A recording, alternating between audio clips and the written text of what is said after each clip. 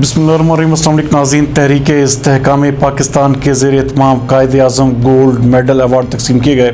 ہمارے نمائندہ خصوصی زاہد نفیس کے مطابق یہ گولڈ میڈلز MSTHQ ہسپتال ڈاکٹر کاشف محمود کمبور، ڈاکٹر احمد نواز سلیمی، رانا جاوید اشرف، ضلعی چیئرمین عشر و زکوٰۃ کمیٹی فیصل آباد، ملک نعیم وفا کو سیاسی، سماجی اور صحافتی خدمات پر دیے گئے۔ Vice chancellor government college university Asghar Ali Zaidi اور شیر بہادر چغتائی نے میڈل تقسیم کیے۔ ناظرین، آپ کو ایک بار پھر پتہ چلیں کہ تحریک استحکام پاکستان کے زیر اہتمام Quaid Azam gold medal award تقسیم کیے گئے ہیں۔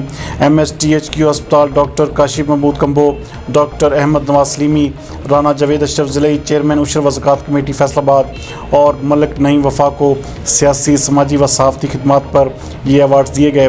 Voice chancellor government college university Asghar Ali Zaidi اور شیر بہادر چغتائی نے یہ میڈل تقسیم کیے۔